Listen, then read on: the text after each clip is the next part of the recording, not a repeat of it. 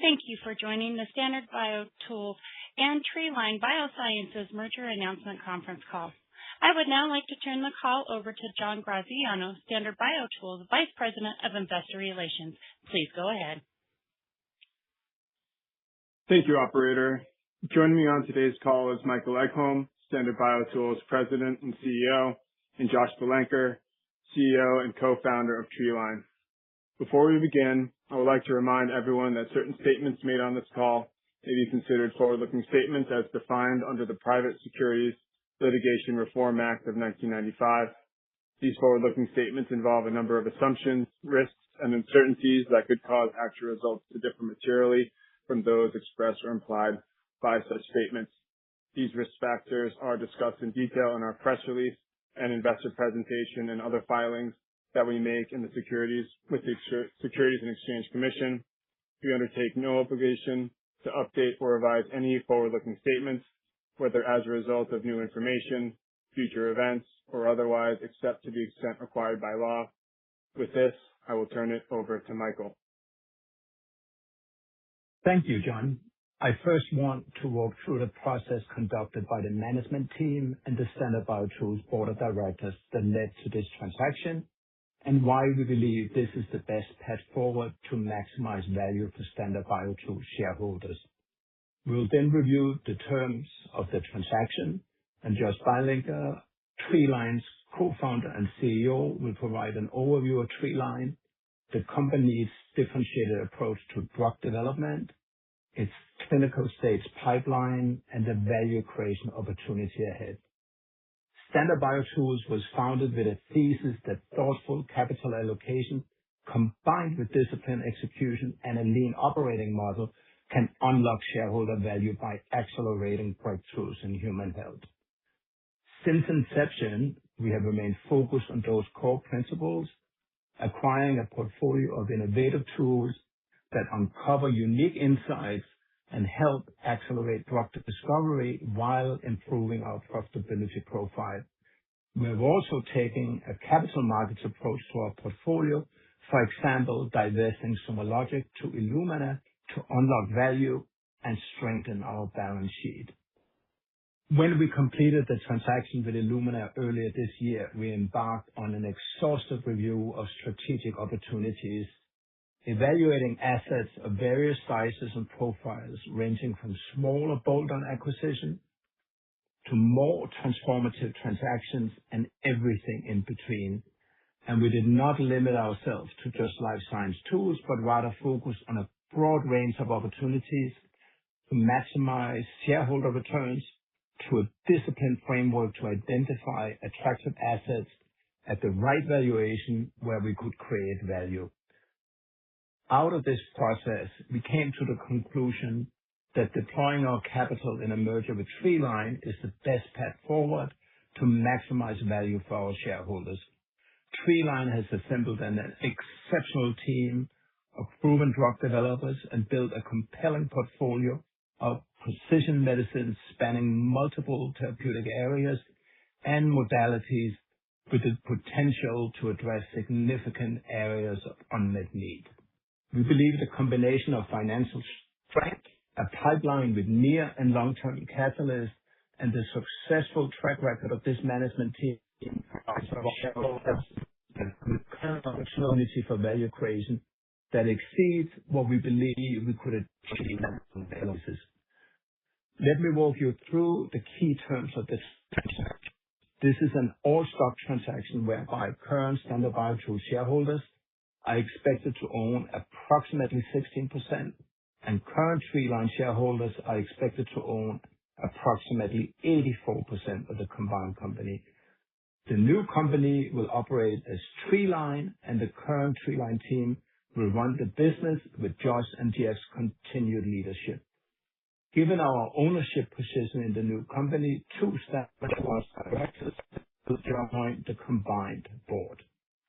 Treeline does not intend to operate our mass spectrometry and microfluidics business units. As such, we're in the process of exploring a range of opportunities, including divestitures, to maximize the value of the two businesses.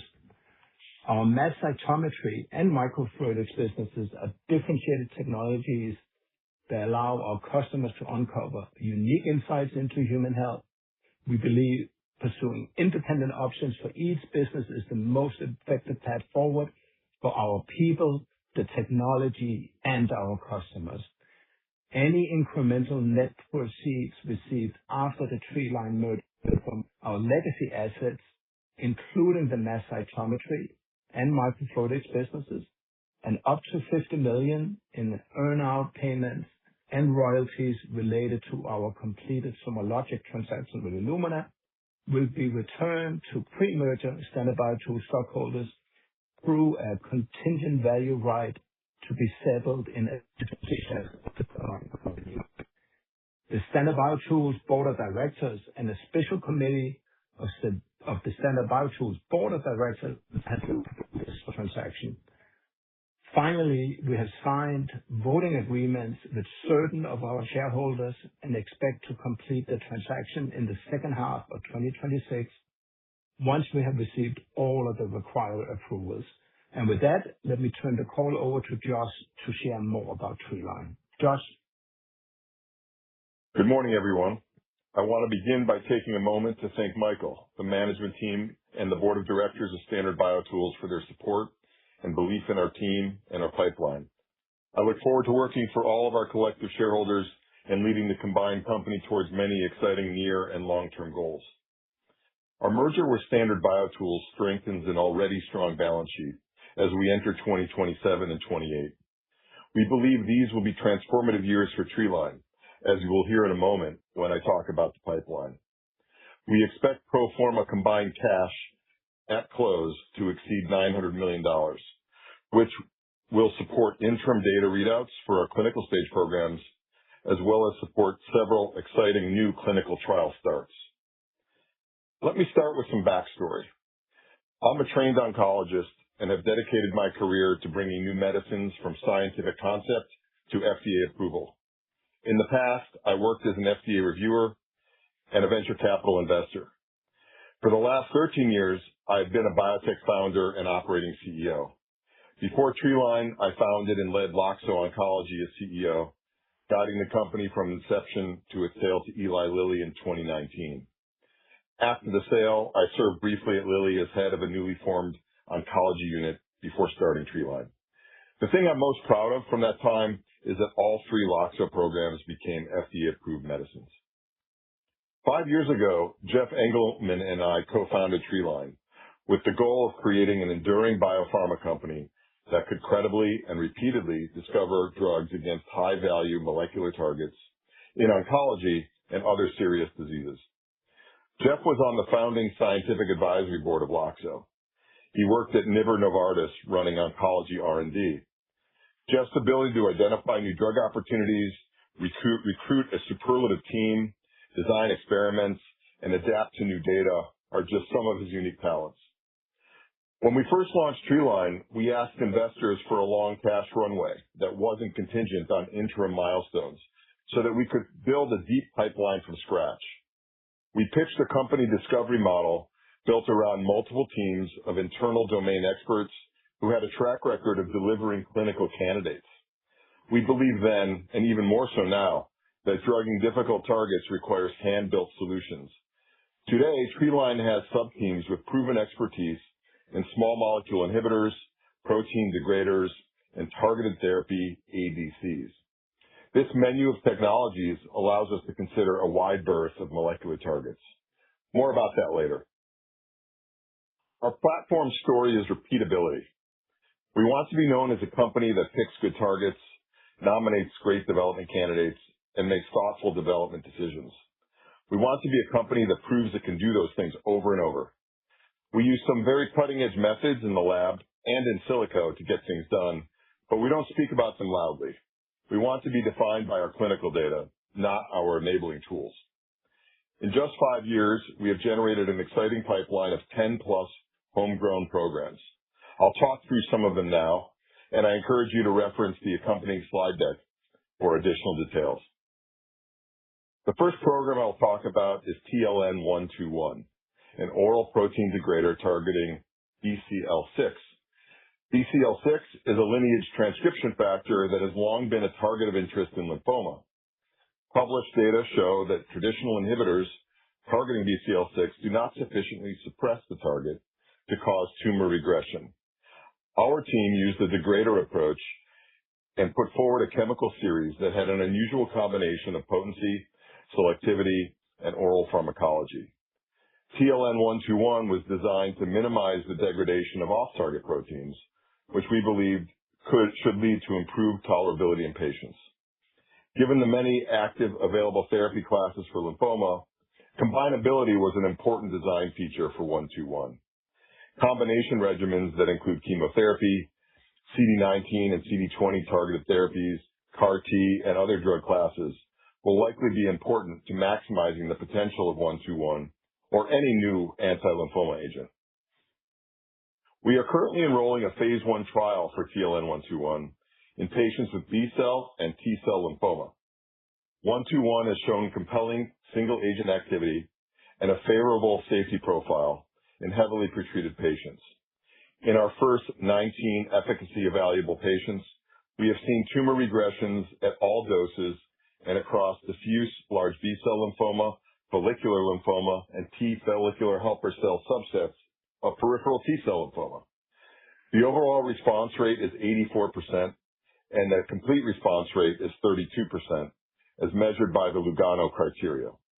In 2027, we plan to announce interim data and provide long-term development guidance about what we believe could be a practice-changing medicine in lymphoma.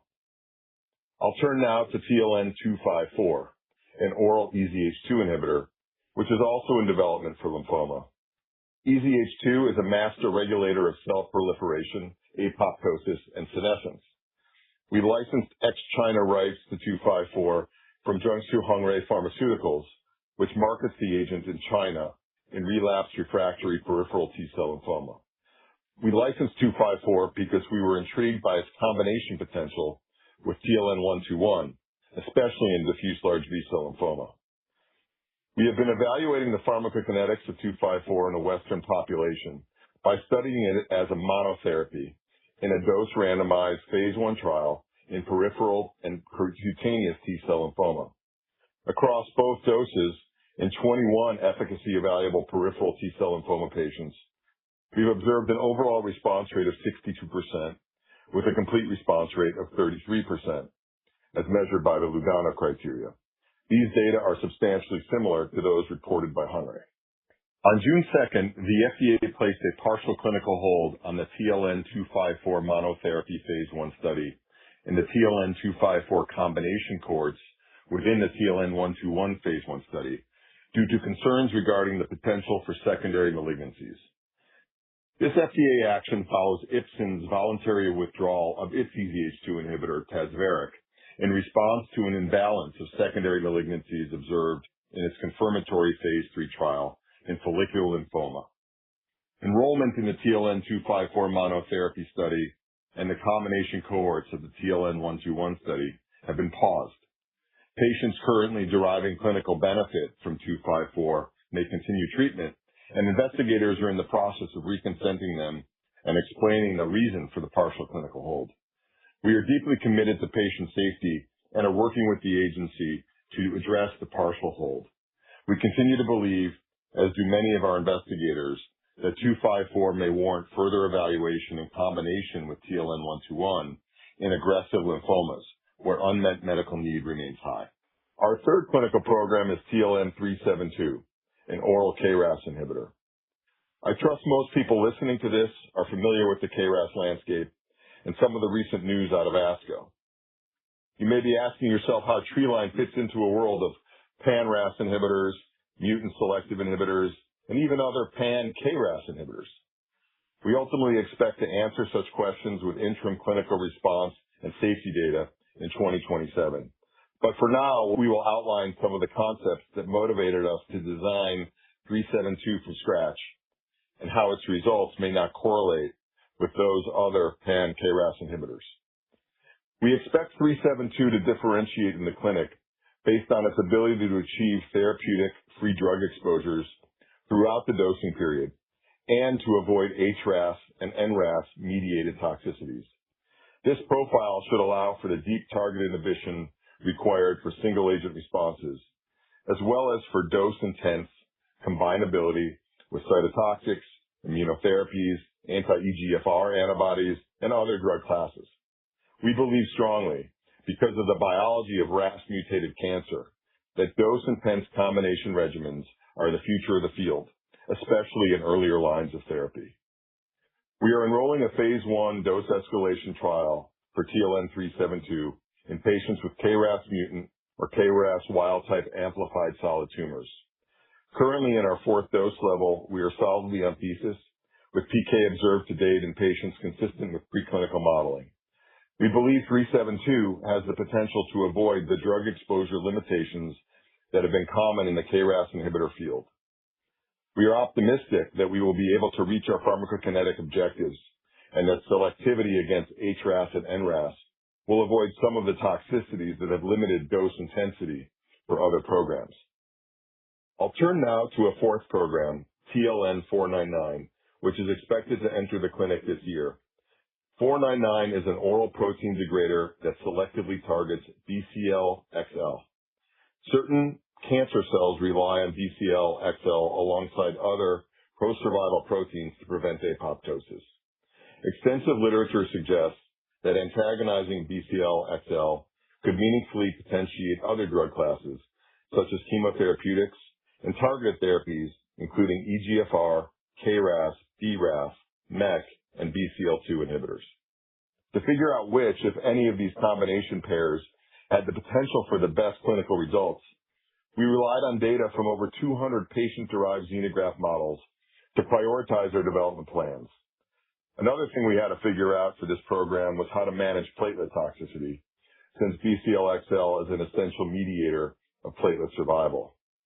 499 was designed to potently degrade BCL-XL, which may mitigate but not eliminate the platelet toxicity observed with previous generations of inhibitors. Despite the development complexities, internal data for 499 are compelling, and we believe support a clear clinical path. We are eager to get started in the clinic soon.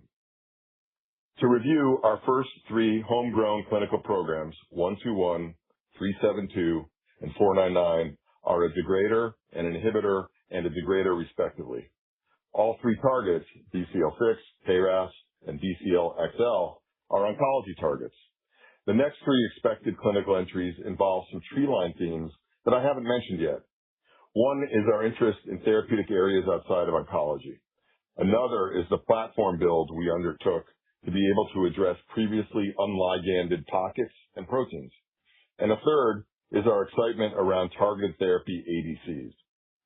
The next 3 expected clinical entries include programs that address diseases outside of oncology, more specifically neurology and immunology. As noted at the beginning of my remarks, we see ourselves as target pickers who make good drug design and development choices.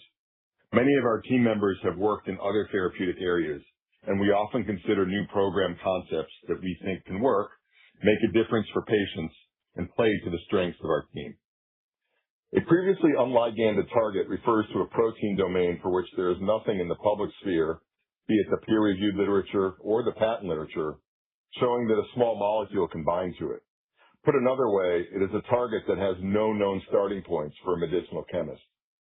Addressing previously unliganded pockets and proteins requires team and technology capabilities that include real and virtual compound libraries, protein science, novel biochemistry and biophysical assay development, structural biology, in vivo model development, and extensive computational enablement. The last part, computation, includes physics-based modeling, AI, and workflow solutions that connect different data sources. We have learned that the true power of computation comes only through tight integration with traditional wet lab teams. After a lot of work and fine-tuning, I'm pleased that we have teams, technologies, and processes that are putting up results against previously unliganded pockets and proteins. We expect at least 1 near-term clinical entry from this category. Last, a word on targeted therapy ADCs. These are ADCs that use a precision medicine payload instead of a cytotoxic. The antibody's job is to direct the payload away from a susceptible healthy tissue that otherwise would be responsible for a dose-limiting toxicity. Building a targeted therapy ADC requires antibody and linker expertise, as well as the ability to pursue difficult small molecule chemistry on the payload side. We expect at least one targeted therapy ADC to be among our next 3 clinical entries. Let me conclude with a brief comment on our data disclosure philosophy. As we move our clinical programs forward and as new programs enter the clinic, we want to ensure that we avoid incremental and confusing updates.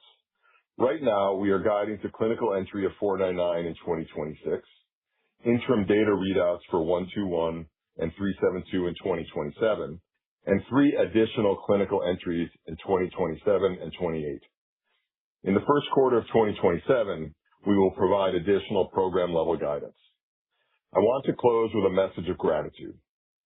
Thank you to my fellow Treeline employees for taking a chance on each other and working so hard. Thank you to the Treeline investors who have shared the vision and wanted to think big. And thank you to the team and investors at Standard BioTools for joining us on the journey. We promise to work hard for you. This concludes my remarks, and I will now hand the call back to the operator.